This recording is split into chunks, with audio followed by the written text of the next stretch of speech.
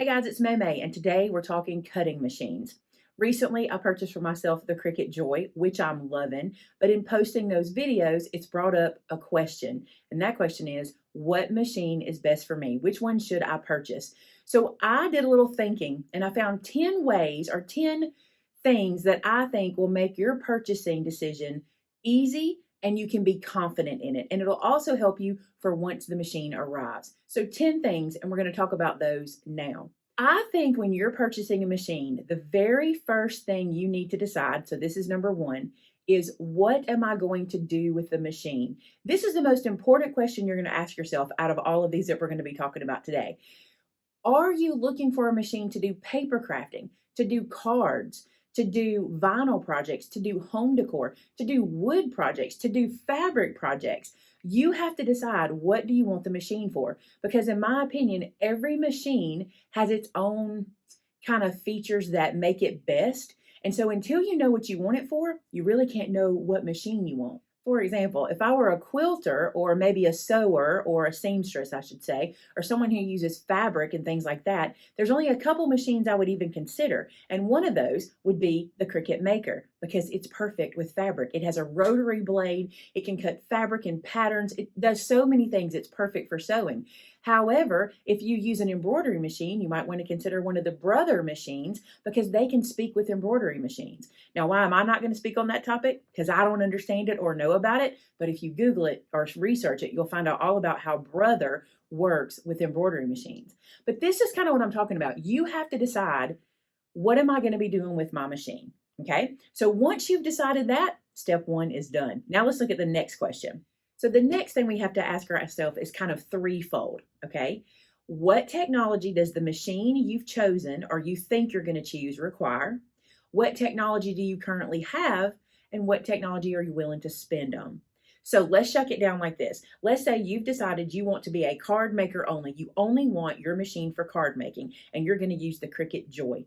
Now you need to decide what technology works best with Cricut Joy. In my opinion, an iPad, an iPhone, and a computer where you can use Cricut Design Space on your computer is perfect for this. The only reason I think an Android is not necessarily perfect for this is because one of the apps available for the Joy does not currently work on the Android. But that doesn't mean with an Android you can't use it. You just can't use that one app. So you have to decide, if this machine works best with this technology, do I currently have that technology that I can use, or am I willing to splash out and add to my technology for the machine I'm bringing in?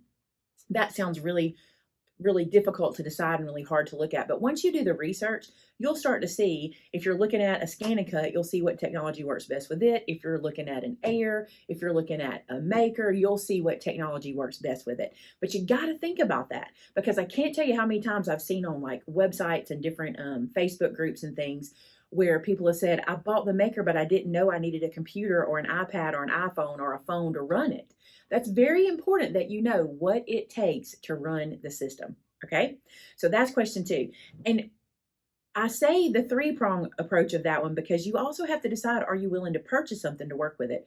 I remember we had a subscriber that I want to say she purchased an Air, maybe an Air 2. And after she got it, she realized that the technology she had was so outdated. Now, hear what I'm saying. It was so outdated that it couldn't even update to a technology that would work with her machine. So she ended up having to get a new laptop. And that was okay for her. She was willing to do that, but she didn't know that her current technology wouldn't work with the machine she had. So I hope that'll help you in that decision making. Number three, we're on to number three. Know your connectivity. Now, let me tell you what I mean by that. So if your machine requires Wi-Fi, some do, some don't. Nowadays, Cricut even works offline, which is great. But if your machine requires Wi-Fi for anything, think about this. Some machines, some softwares require that you download updates from the web, right? So you know what I'm talking about. Like even your computer requires that many times. If you're not able to get those updates over Wi-Fi, then you might want to consider not using that machine if it requires that, okay? For the most part, most machines are going to require some updates done, typically done online, or maybe even, there might be somewhere you can plug and play, but it's very rare to find that anymore. Most things are done online for updates. So you need to make sure, so that you're not frustrated when you get your machine, that you know that there's going to be updates required for software for your machine and things like that. And you need to make sure you have the ability to do that. I say that to you because in my home, there's no way I can. My Wi-Fi won't let me download anything. We have terrible Wi-Fi at home. But I can always go to another location or come to work or go somewhere else and download that information using a different Wi-Fi. So just make sure you have that available to you. Now, in topic number 4, we're going to go back to number 1. Number 1 is, what do you want the machine for? You've discovered that at this point. Okay, let's go to the next thing we have to look at. Now I want you to do the research, watching videos from creators that are doing what you want to do. So for example, let's go back to that card making. Say you want it for card making. I want you to start watching card makers that use your machine in videos before you make your purchase, okay? Because I want you to see how they're using it. And you can't watch one creator, you got to watch multiples. And the reason for that is we all do something different. We all use it different. We all have different tips and tricks. And you need to see for sure this machine in use in many different ways before you make your purchase. So pay attention to what people are doing. You know, the best thing to do, like on YouTube for this, is search, say Cricut Joy is what you're looking at, Cricut Joy for card making. Don't just do Cricut Joy. That's going to send you so many videos and it's going to confuse you so much. Cricut Joy for card making. And when that pulls up, what YouTube does for us, which is really awesome, is they'll bring up videos for you to choose. You click on one to watch it, and then it suggests other videos around that topic.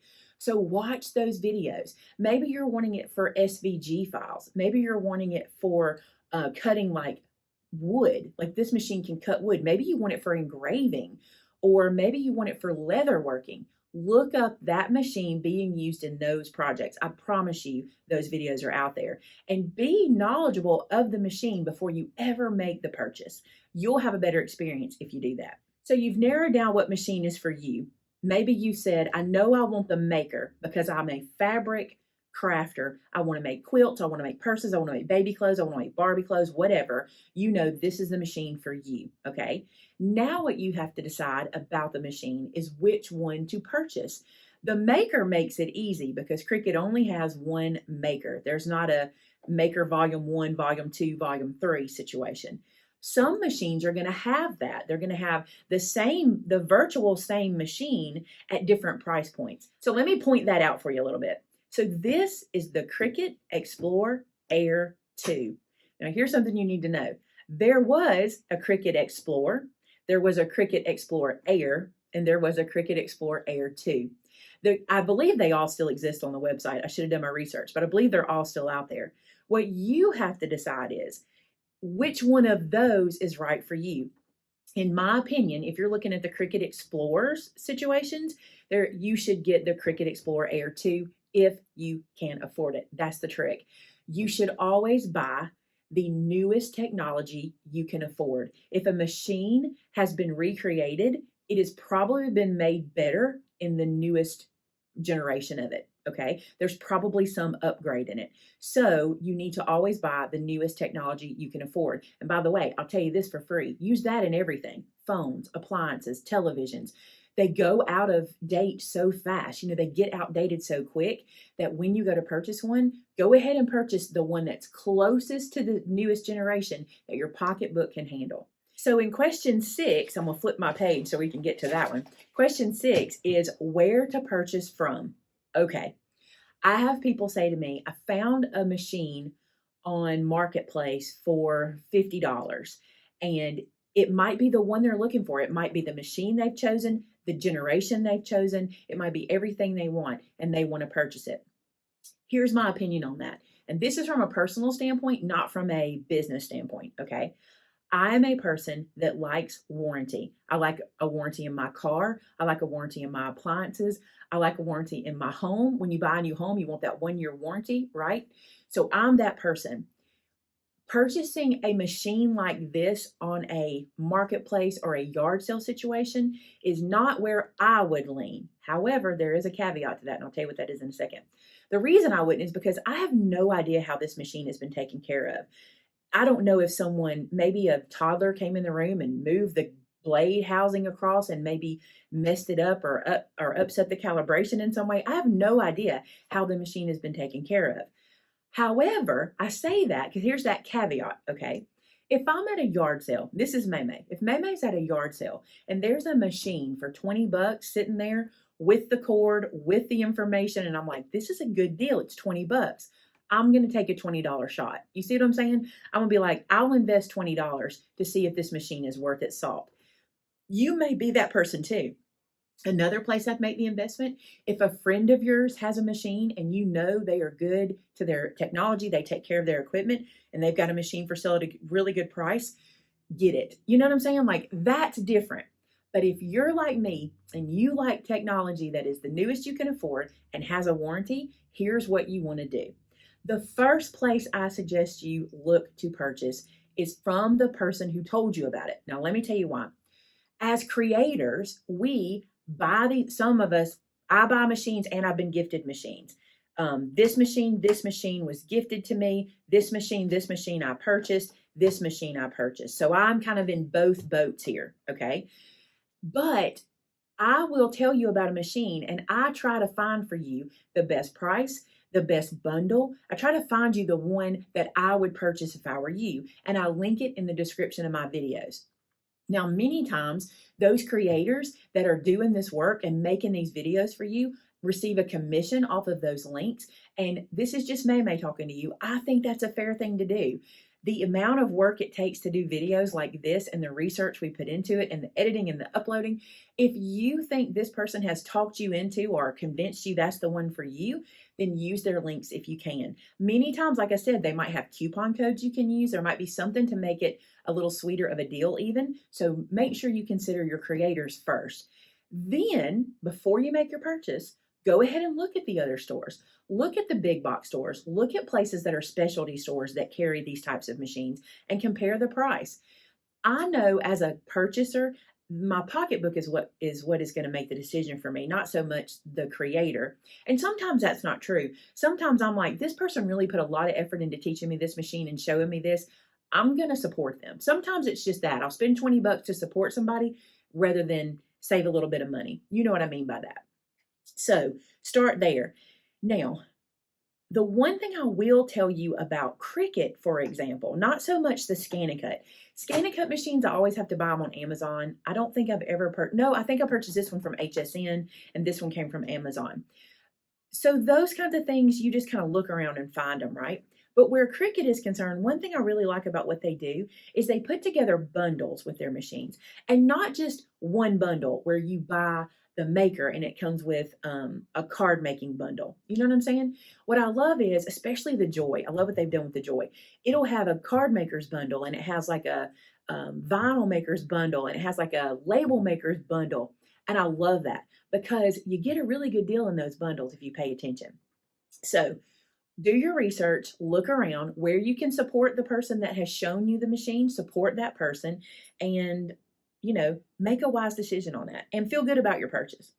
All right. Number 7 is make a confident purchase. On the vein of making a confident purchase, make the purchase. Let me explain that to you. Once you know, don't wait 6 months. All this research that you've done changes over 6 months. And here's what I mean by that. Technology changes. These machines upgrade. They're constantly doing something different, right? So if you spend a month and a half doing research and then wait 6 months to make a purchase, you got to start over because you just don't know what else is on the market, what is new. I've told you guys before, I'm behind the trends. I'm always behind the trends. This machine here has been out for well over a year and I just purchased it at Christmas for myself. And it's like, I decided I wanted it. I did the research and I made the purchase versus waiting 6 months to make that purchase. It's real important that you put your research close to your purchase date because of technology. I think that makes sense. You made a confident purchase. The machine is on the way. It's going to take it a while to get there. Shipping delays right now. So you're anxious for it to come. While you're waiting on it, do a couple things. Number 1, go ahead and download the software for it, especially if you're using a Cricut product. Go ahead and download Design Space. You can start working in Design Space before the machine ever arrives at your house. Also, at this point in time, decide how you want to get your software. And here's what I mean by that. Do you want to just use free things that are out there? There are thousands of free images out there. Free things on Cricut.com, free things on other people's websites that they create for you. There's free projects everywhere.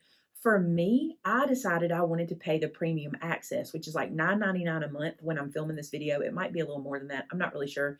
But I wanted that access. And the reason I did is I found for myself when I was just doing the free stuff, I'd work on a project and go to check out, and there'd be something I chose that might have a 99-cent charge on it, which is not a big deal. But over time, by the time I bought 3 or 4 99-cent projects, images a month, I was like, I'm just going to pay for this so I never have to think about that again. And it's worth it to me. So that's what I did. But while you're waiting on your machine to arrive, download the software. Decide what subscription service you're going to get if there is one with the machine that you purchased, and start playing around. You don't have to wait for the machine to arrive to learn Design Space. When my first machine came, well, when they first created Design Space, I downloaded it instantly without even knowing what to do with it. And I just started playing with it, and you can too. So do that. The next thing you want to do while you wait is go ahead and get yourself a Pinterest board and start pinning ideas. I want to do this. I want to do this. Have these ideas and get them in your head. So when it arrives, you already know what direction you want to go in. So number 9 is it's arrived. The machine is at your house. And now what do? Here's what you do. Take it out of the box. So many people tell me, I bought a machine last year. It's still sitting in the box. I think this is the reason. I think people tell themselves, I'm going to need a whole day, 2 days, a weekend, a week to learn this machine. And until I have time, I'm not opening it. But that's not really the case. If you have 30 minutes to an hour, not only can you easily get your machine set up and running, you can make a project that quick. You've done all this research. You know how this machine works. Don't leave it in the box. Take it out. And another thing companies do, not every company, but Cricut especially does this really well, is they're going to send you a packet that is step by step, and it is easy to follow. It's going to have materials in it for you to use. You're not even going to have to think to make your first project. Do that. Trust me, do that. There's a couple reasons you should. Number 1, you're going to have some window of opportunity for returning a machine. I'm not sure what it'll be. It'll depend on where you purchase it from. But if you buy this and leave it in the box and sit it in a corner for a year, that machine's yours. You're not returning it. You could sell it to somebody, but you're not going to return it. If you use the machine and find it's not for you, you may have some option to send it back. So you don't want to wait. I actually knew a lady who left her machine in the box, never opened it. And when she did open it, it was out of warranty and there was something wrong with the machine and there was nothing she could do about it. And I felt really bad, but I'm like, it's kind of not fair on both sides. Open the box and know that your machine works. Imagine you open it and maybe the cord got left out. Don't wait a year to tell somebody that, because it can be an issue, right? Remember this. Get out scrap paper. Play with scrap paper. It's only paper. Even if you're going to be a vinyl or a wood or a fabric crafter, start with paper. Everybody's got scrap paper, right? Start with cardstock and see how the machine goes till you get comfortable with it. And then move on to your more expensive stuff. All right, last and number 10, ready? Don't quit the machine.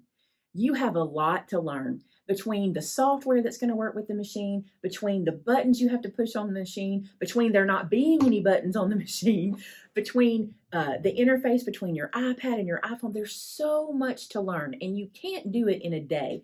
You won't know your machine. I have used these machines 1,000 times. I have used them for big projects, little projects. I still learn something new every day about my machine. Don't give up because it doesn't come to you instantly. It's not going to. It didn't come to me instantly. I had to do the research. I do want to say this to you, and this sometimes sounds harsh, and sometimes when I say it, I feel kind of bad, but it's true. Don't invest money if you're not willing to invest time, because it just hurts your pocketbook. It just goes against you. If you buy it and you think having it is going to make it work, it doesn't. You do have to make it work. Just like this, I remember when computers, not when they were first invented, I'm not quite that old, but I remember when computers kind of became an everyday thing in our life. It was kind of new for some of us. And I would go, it won't work. It won't do this. It won't do that. And my computer teacher said to me, it only does what you tell it to do. If you tell it to do something, it's going to respond that way. And I'm like, you're right. And that's exactly what the machines are. If you don't tell it to do anything, it's going to sit on a shelf and collect dust. But if you learn how to talk to it, you're going to love your experience with it. You'll see what I mean by that when you get a machine. Like one of the ways I've learned to talk to my machine, this may be a whole video I need to teach you guys on, but like I have certain card stocks that I happen to know if I tell the machine to cut it on the setting it suggests for that card stock, it's not going to work. But if I say, hey, I'm going to use glitter cardstock, but I put regular cardstock in it, I get a better cut. I've learned to talk to my machine that way. You'll see what I'm saying. That'll make more sense when you start to play around with your machine. Then I want to suggest this. There are so many YouTubers who are putting out free content for you.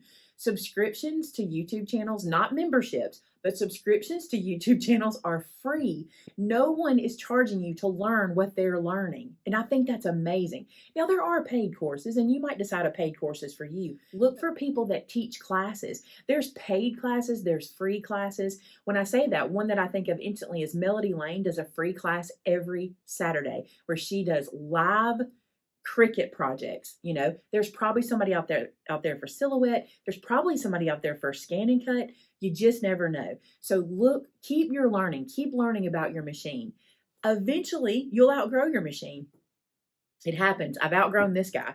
I'm on to the maker. You're gonna outgrow a machine, and then you'll already know how to make your next purchasing decision. All right, guys. There's no way for me to just simply say to you, this is the machine you want to purchase. There's just no way. They all do something so different that it's a decision you have to make and there's research you have to do. But once you've done the research and you make a confident decision and you're ready to go, you're going to love your machine. There was a time I didn't love machines back when they were a little more clunky and harder to use, but nowadays I'm a fan of technology. So all of the things we can do with our computer and all the things we can make these machines do, it's super fun for me. So I hope you find joy in your machine. Joy in your machine. I know. Anyway, if you have questions, put them in the comments below. I will do my best to answer questions. I can always come back with another video of frequently asked questions. And I love to do that because I like to empower you in your craft room. Thanks so much for watching today. Don't forget to subscribe. I'm back to Cricut, which is interesting. I go through phases in my crafting, but this little guy right here has brought me back to using it in crafting. So subscribe. You never know what videos I might bring to you that might be something you need. Thanks so much for watching, and until next time, bye now.